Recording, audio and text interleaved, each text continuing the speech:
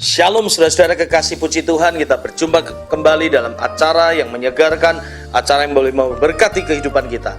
Biarlah kita boleh bersama-sama dalam kasih anugerah Tuhan terus menyala-nyala di dalam semangat untuk melayani pekerjaan Tuhan. Saya Pendeta Peter Condro Santoso selalu memberikan shalom, damai sejahtera bagi saudara semua.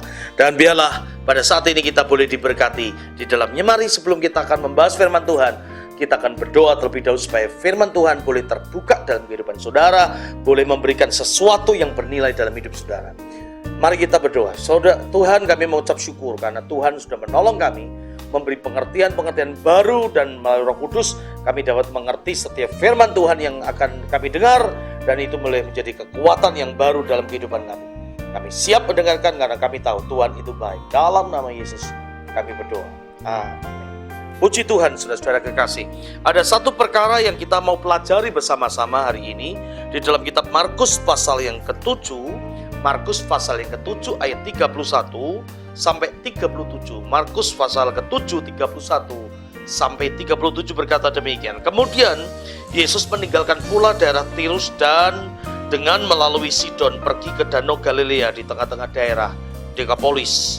Di situ orang membawa kepadanya seorang yang tuli dan yang gagap dan memohon kepadanya supaya ia meletakkan tangannya atas orang itu.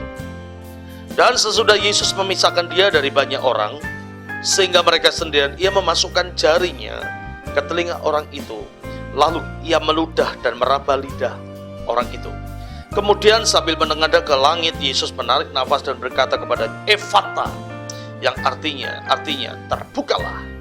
Maka terbukalah telinga orang itu, dan seketika itu terlepas pula lah pengikat lidahnya. Lalu ia berkata-kata dengan baik. Yesus berpesan kepada orang-orang yang ada di situ supaya jangan menceritakan kepada siapapun juga. Tetapi makin dilarangnya mereka, makin luas mereka memberitakannya. Mereka takjub dan tercengang dan berkata, ia menjadikan segala-galanya baik. Yang tuli dijadikannya mendengar, yang bisu dijadikannya berkata-kata. Yang menjadi kunci pembahasan kita, mengapa kadang-kadang Allah tidak mengizinkan orang untuk menceritakan mujizat-mujizat yang dialami. Saudara-saudara, kita sering mendengar, bukan? Tuhan berkata, jangan menceritakan, jangan pergi ke kampung, jangan ini, jangan berkata kepada orang lain. Mengapa kadang-kadang, sekalipun saya berkata di dalam Alkitab, tidak ada orang yang bisa diam untuk tidak menceritakan apa yang dia terima dari Tuhan. Tapi mengapa seringkali Tuhan berkata, Yesus berpesan kepada orang-orang itu, dan seakan-akan Yesus tidak terlalu marah ketika pesannya kepada orang itu tidak dikerjakan. Saudara-saudara, kita pelajari dari ayat ini, karena ada 3 hal penting yang kita pelajari tentang kata mujizat. Yang pertama, banyak orang melihat mujizat bukan melihat dari sisi kuasa Allah, tapi melihat dari metodenya. Yang kita lihat di sini adalah, saudara-saudara, ada seorang yang dikatakan apa? Seorang membawa kepadanya, ayat 32, orang yang tuli dan yang gagap memohon kepadanya supaya ia meletakkan tangannya atas orang ini. Saudara-saudara, saya mau katakan kesalahan orang ini adalah ketika dia memaksa satu metode supaya Tuhan membuat mujizat kepada orang ini. Mengapa dia memaksa Tuhan untuk meletakkan kepalanya? Mungkin karena dia sering melihat Tuhan meletakkan kepala dan sembuh. Dan dia memaksakan, saudara-saudara, seakan-akan metode itu yang menjadi lebih penting daripada kuasa Tuhan yang harusnya dia percaya. Di sini letaknya kesalahan manusia.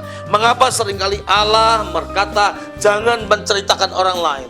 Karena banyak orang bertanya, bagaimana cara dia menyembuhkan kamu? Bukan dengan apa dia menyembuhkan kamu, tapi bagaimana caranya. Seakan-akan metode menjadi bagian terpenting dari hidup manusia. Metode menjadi sesuatu yang lebih penting dari substansi yang sebenarnya, yaitu kuasa Allah, saudara-saudara. Sebab itu banyak orang sekarang ini bermain dengan metode. Ketika seseorang melayani orang lain dengan metode tertentu, dan metode itu menjadi sebuah doktrin, sepertinya harus dengan cara yang sama. Berapa banyak fenomenal ketika orang berkata, kalau orang mengalami kelepasan harus dengan muntah-muntah, harus dengan tumbang. Ada orang membaptis, kalau tidak mengambang katanya dosanya belum. Artinya selalu yang menjadi pokok poin-poin dari gereja Tuhan, Mengapa metode menjadi pokok balasan yang lebih penting sebenarnya daripada siapa sebenarnya yang menyembuhkan? Substansinya adalah kehadiran Tuhan dan kuasa Tuhan yang menyembuhkan, bukan metode demi metode. Mengapa Tuhan menyuruh mereka meninggalkan dia sendirian dan dengan cara dia? Kenapa? Karena Tuhan tidak mau dibatasi dengan metode manusia. Harus meletakkan tangannya atas orang itu, baru orang itu yakin kalau orang itu sembuh. Kesalahan manusia seringkali bermain-main dengan metode. Allah tidak memberkati orang dengan metode. Allah tidak bisa dibatasi. Metode hanya salah satu, dan itu bersifat insidental, bersifat subjektif, bersifat personal. Kepada orang lain Tuhan bisa memberkati dengan cara itu, tapi kepada orang lain dengan memberkati dengan cara yang lain. Ada orang diberkati dengan cara Yesus meludah dan dengan ludahnya itu dia mengusapkan matanya dan sembuh. Tapi ada cara yang lain. Tuhan memakai metode yang lain. Kenapa? Karena Tuhan kita tidak dibatasi oleh sebuah sistem atau metode. Kesalahan gereja seringkali dia mengandalkan metode dan seakan-akan mentuhankan metode. Tapi dia tidak belajar bahwa saudara-saudara, yang paling penting substansinya bukan metode mujizat itu, tetapi kehadiran Tuhan dalam setiap kehidupan. Ada orang dengan cara yang sama. Kalau dia merasa disembuhkan dengan minyak, lalu dia pakai minyak, dan akhirnya minyak itu jadi lebih penting daripada sekedar iman kepada Tuhan. Iman kepada Tuhan. Seakan-akan minyak itu menggantikan kuasa Tuhan. Dan kalau minyak itu tidak ada kuasa Tuhan. Orang mengejar, mencari minyak. Ada orang disembuhkan ketika dia makan roti dan minum anggur dalam perjamuan kudus. Sejak saat itu orang mengejar perjamuan kudus. Dan seakan-akan perjamuan kudus menjadi obat, menjadi satu tempat yang sakit. Kesalahan terbesar manusia ketika manusia mengembalikan kuasa Tuhan pada satu metode sistem. Kesalahan terbesar manusia tidak percaya pada substansi yang sebenarnya, yaitu kuasa Tuhan. Iman saudara kepada Tuhan mengalahkan itu. Seandainya tidak ada roti dan anggur pun, bukan berarti Tuhan tidak bisa menyembuhkan saudara dan saya. Nah, dari ayat ini kita belajar, Allah ingin mengajar kepada kita. Mengapa Tuhan berkata, jangan menceritakan. Nanti orang akan bertanya, bagaimana caranya? Dengan apa? Karena Tuhan menumpangkan tangan. Karena Tuhan memberikan air. Dan akhirnya orang mengejar air itu. Bukan mengejar kesembuhan, tapi mengejar air itu. Karena air itu yang menjadi satu alat. Kesalahan terbesar, saudara. Banyak saya berkata kepada saudara, sepanjang 50 kali, hampir 50 kali saya pergi ke Israel, saya tidak pernah membawa air sungai Yordan. Karena bagi saya, air sungai Yordan bukan air suci. Air sungai Yordan sama dengan air sumur di rumah saya. Yang membuat kesucian bukan soal sungai Yordan, tapi ketika Tuhan hadir.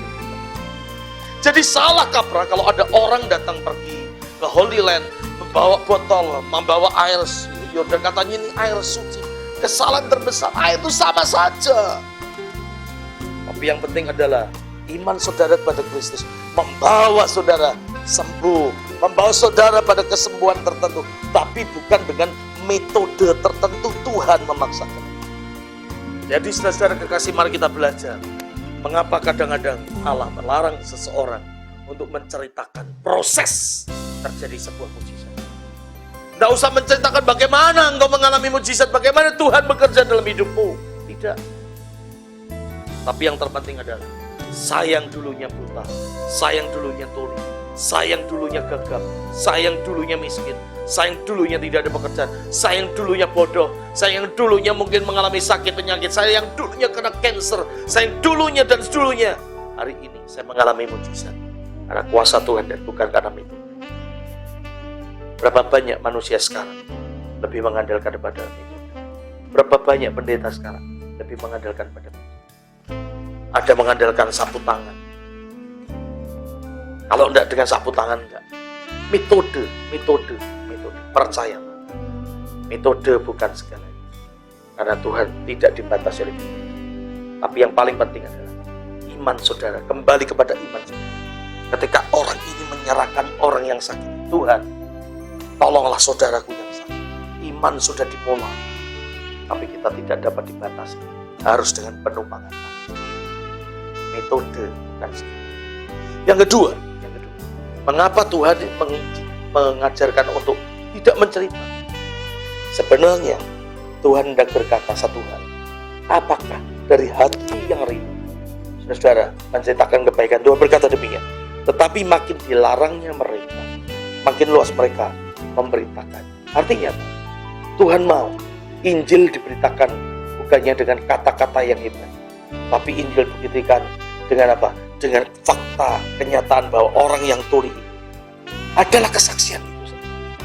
Seseorang itu nggak usah bicara tentang metode, tapi orang itu adalah kesaksian hidup tentang siapa Yesus. Jadi persoalannya bukan bagaimana caranya Tuhan menjamah saudara, bagaimana caranya sehingga saudara berubah, tapi saudara yang dulunya jahat hari ini bisa menjadi baik. Kehidupan saudara jauh lebih penting dari sekedar saudara menceritakan metode-metode. Kehidupan saudara itu Injil yang terbuka.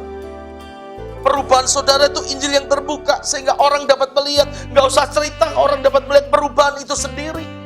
Dan Allah ingin perbuatan-perbuatan kita, Allah ingin saudara kekasih, hidup saudara itu kesaksian yang paling jelas sendiri. Jadi nggak usah banyak bercerita, tapi kehidupan seseorang menjadi terang.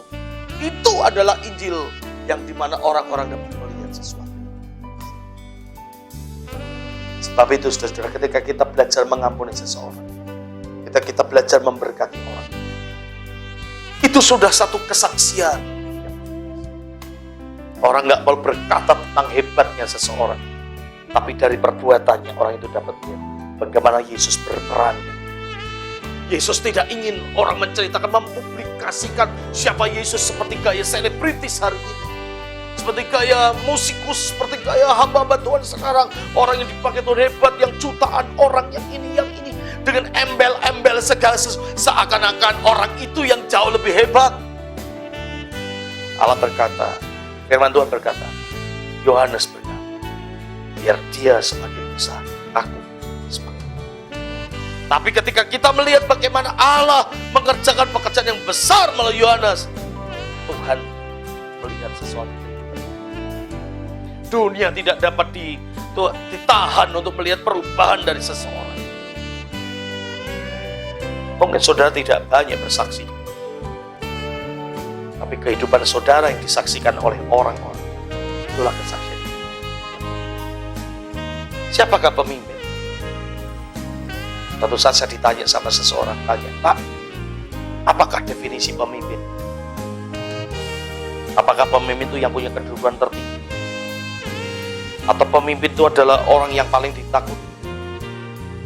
Saya berkata, banyak leader without leadership. Banyak pemimpin tapi tidak punya kepemimpinan. Banyak orang yang punya jabatan yang bukan seorang pemimpin. Saya berkata, kunci utama siapakah pemimpin? Pemimpin adalah orang yang mempengaruhi orang lain. Impact, dampak. Siapa pemimpin? Pemimpin yang membawa dampak. Kehidupan saudara adalah kepemimpinan. Kehidupan saudara adalah kesaksian. Bagaimana dunia dapat melihat sementara kehancuran dalam kehidupan saudara, dalam bisnis saudara. Masih bisakah saudara berkata Tuhan ajaib ketika kehidupan bisnis itu hancur? Sebab itu saya mari berkata kepada saudara, ciptakanlah sebuah kesuksesan kecil supaya orang percaya bahwa Anda bisa sukses. Saya selalu berkata kepada hamba-hamba Tuhan muda, buatlah sebuah kesuksesan sekecil apapun, baru Anda bicara tentang teori sebuah kesuksesan. Sebab kita tidak bisa berkata Yesus ajaib kalau kita tidak mengalami keajaiban Tuhan. Kita tidak bisa berkata dan tidak bisa mempengaruhi orang lain berkata Yesus baik kalau kita tidak mengalami kebaikan dan orang itu melihat bagaimana Allah itu baik atas kehidupan saudara. Sebab itu Yesus berkata, firman Tuhan berkata, tetapi makin dilarangnya mereka, makin luas mereka memberitakannya. Memberitakan dengan apa? fakta, orang yang tuli dapat melihat, orang yang tidak berbicara dapat berbicara. Melalui kehidupannya, melalui perubahan kehidupan kita, dunia akan tahu siapakah kita dan siapa Yesus dalam kehidupan kita. Mari kita belajar bersama-sama saudara-saudara dari ayat ini. Apakah ketika membuat sebuah acara-acara besar di stadion-stadion membuat bangsa ini mengenal Yesus? Apakah dengan embel-embel, publikasi, spanduk-spanduk di tengah jalan membuat orang tertarik dengan baptisan?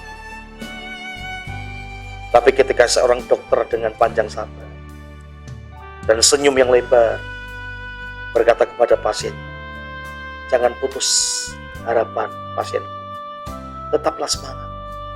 Seandainya aku dokter terbatas, masih ada Tuhan yang sanggup menyembuhkan. Hati pasien itu teduh berkata, ya dok, doakan supaya saya cepat sembuh. Dan dokter itu berkata, saya berdoa supaya kamu cepat sembuh. Artinya apa? Dialog yang sederhana itu membuat orang-orang semakin mengerti siapa diri saudara. Yang ketiga, ayat 37 berkata, mereka takjub dan tercengang dan berkata, ia menjadikan segala-galanya baik. Yang tuli dijadikan mendengar, yang bisu dijadikannya berkata-kata. Lihat, benar kan? Orang tahu siapa Yesus dari perubahan yang terjadi pada diri orang. Bahkan misi Tuhan yang utama pun dapat sampai kepada orang-orang ketika kita tidak terlalu banyak bercerita dan berslogan, tapi ketika kita mulai action, bangkit, berjalan, dan orang akan melihat kebaikan Tuhan. Tujuan Tuhan akan sampai. Kenapa? Ia menjadikan segala-galanya. Jadi saudara-saudara, Injil terbuka adalah orang Kristen. Apakah kekerasan yang memakai embel-embel agama akan menjadikan nilai tambah bagi agama tersebut? Apakah ketika kita menjadi pahlawan-pahlawan bagi agama kita dengan cara merusak tempat ibadah orang lain, kita akan membawa nilai agama itu sendiri? Justru saya khawatir orang-orang justru jadi takut beragama tertentu ketika kekerasan menjadi melekat pada agama. Sebab itu Yesus berkata, kalau ketika orang menampar kamu pipi kiri, berikanlah kepada orang itu pipi kanan. Artinya kita diam, kita menyerah.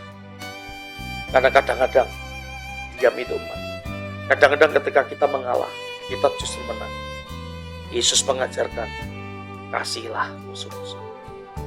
Karena kasih itu menutup, mengalahkan. Bukan semakin kita lemah, tapi kasih itulah yang membuat orang-orang takut. Mengapa orang yang seperti itu masih bisa penjahat-penjahat di atas kayu salib, penjahat-penjahat dan tentara-tentara Romawi yang menyalibkan Yesus, dia berkata, orang ini benar-benar Mesias. Mengapa? Karena ketika Yesus mati, legar pembelaan Tuhan dengan cara yang luar biasa, membuat orang itu semakin tahu siapa Yesus sebenarnya. Saya mau berkata kepada saudara satu perkataan, ciri khas Yesus membawa segala-galanya menjadi baik. Yesus segala-galanya menjadi baik.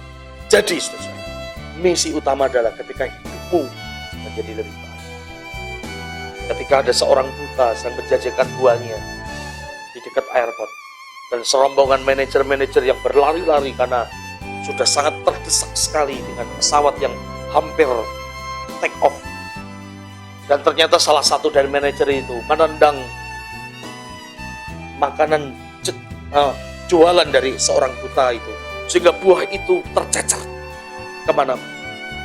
Dan dia hanya bisa berteriak, sorry saya nggak sengaja, sorry saya terlambat, saya tergesa-gesa, sangat terlambat. Tapi temannya tiba-tiba timbul belas kasihan, dan dia mencoba untuk mengumpulkan buah-buahan dan berkata, adik, ini buah-buah kamu, saya kumpulkan batu, ada beberapa yang rusak, dan ini saya ganti kamu dengan $10. Tiba-tiba orang buta itu berkata kepada orang, apakah Bapak adalah Yesus? Oh bukan, nama saya John, Saya seorang manusia biasa. Tapi mengapa Bapak baik seperti Yesus? Orang yang menangis dengan perbuatannya menolong, mengumpulkan buah-buahan dan memberi $10. Ternyata gadis ini berkata, apa Bapak Yesus? Pikiran anak ini, Yesus adalah membawa hal-hal yang baik. Saudara, dunia membutuhkan bukti dan bukan janji. Dunia membutuhkan perubahan dan bukan sebuah konsep. Dia membutuhkan fakta dan bukan sebuah planning. Gereja Tuhan, berhenti rapat, berhenti membuat rencana-rencana terus. Tapi sekarang mulai bergerak. Buatlah dunia berubah. Buatlah lingkunganmu berubah.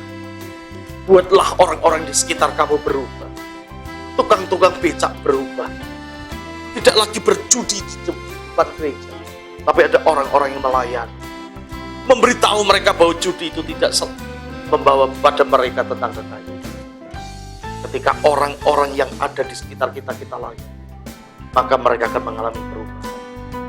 Dan Yesus, misi Tuhan sampai pada orang. Sebab itu saudara-saudara, ketika saya ditanya, Pak, apakah saya harus menuntut seseorang yang membuat ayah saya mati karena salah diagnosis? Saya berkata, ketika engkau menuntut, apakah ayahmu akan hidup? Lalu apa yang saya harus buat? Saya berkata, terimalah kematian ayahmu menjadi rencana Tuhan yang baik, yang luar biasa. Maka engkau akan melihat bagaimana Tuhan berencana. Hanya begitu saja, ya. Karena saya tahu, satu helai rambut pun tidak pernah rontok dari kepala seseorang tanpa izin, apalagi soal kematian. Percayalah, hari ini kau tidak bisa menerima kematian, tapi satu saat kau akan melihat bahwa semuanya menjadi baik dan baik. Karena Yesus memang membawa segalanya. Hari ini kita belajar satu perkara. Jangan membatasi Tuhan dengan metode. Karena Allah lebih lagi. Jangan batasi Tuhan seakan-akan tanpa itu saya tidak bisa sembuh. Tanpa ini saya nggak bisa. Saya mengejar gereja tertentu. Saya mengejar pendeta tertentu. Saya tidak menyalahkan saudara untuk hadir dalam kekayaan besar. Karena ada hamba Tuhan yang besar. Tidak. Karena saya tahu mungkin. Karena iman saudara, kepercayaan saudara, trust saudara kepada manusia. Menolong saudara untuk beriman kepada Yesus. Benar. Tapi jangan menjadi kecewa ketika metode orang itu tidak sanggup untuk menolong. Masih ada satu kuasa yang besar, iman saudara kepada Yesus. Tapi yang kedua, Tuhan tidak membutuhkan metode dan tidak membutuhkan cerita tentang metode bagaimana Anda disembuhkan. Tapi kehidupan saudara sendiri itu adalah kesaksian. Mari kita belajar bersama-sama. Ayah saya dulu berkata, kenapa kamu harus jadi pendeta? Makan apa kamu dengan pendeta? Jadi pendeta. Saya berkata, Pak, bagaimana mungkin Papa bisa memastikan kehidupan saya tanpa saya mencoba? Dan ketika saya mengambil keputusan menjadi seorang hamba Tuhan, Papa saya melihat kehidupan saya biasa-biasa aja, fine aja. Saya seperti manusia yang lain. Dan sejak saat itu, ayah saya tahu. Saudara, kehidupan yang berubah dapat mengubah orang. Jangan pernah kita berkata orang lain belum kita mengalami perubahan. Tapi itu saya boleh belajar. Kita nggak terus gengsi dengan status kita, tetapi ketika kita bisa menjadi berkat bagi orang lain, orang itu akan tahu. Dan yang terakhir, jangan lupa, Yesus membuat segala sesuatu. Jadi buatlah dunia ini, maka Yesus akan sampai dan jangkau. Mari kita berdoa supaya saudara. Tuhan Yesus, terima kasih karena Engkau sudah memberkati kami, Engkau menolong kami, berikan kepada kami, tidak dipengaruhi oleh metode-metode sehingga iman kami dibatasi oleh Tuhan. Tapi ajar kami untuk mengerti rencanamu tidak dapat dibatasi oleh manusia. Dan Tuhan ajar kami dalam kehidupan kami kesaksian berkat. Terima kasih. memberkati para pemirsa, memberkati para pendengar, dan kami percaya Tuhan bekerja dalam nama. Puji Tuhan, saya pendeta selalu berkata, hidup Anda adalah Injil yang menjadi kesaksian. Tuhan memberkati. Shalom.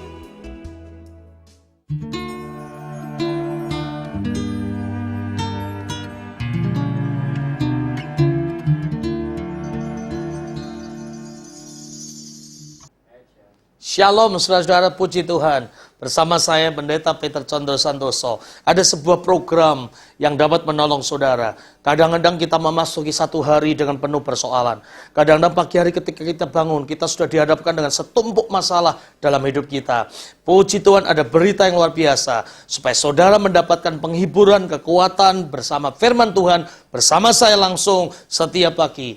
Cukup saudara mendaftarkan REG spasi BC. REG spasi BC, REG spasi BC, dan kirim ke 9386, 9386. Setiap pagi saudara akan mendapatkan kekuatan, memasuki hari-hari yang penuh dengan kesulitan. Saudara mendapat penghiburan, kekuatan dari firman Tuhan melalui saya, Pendeta Peter Condro Santoso.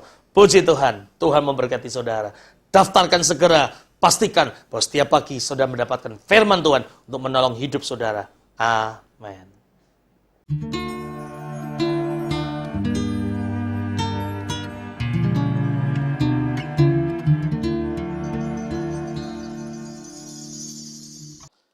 Satu hari ketika saya menghadiri pelantikan gubernur di Kalimantan Barat, keesokan harinya ada satu hari yang kosong dan saya mencoba untuk berjalan ke satu tempat yang saya tidak pernah kunjungi, saudara-saudara.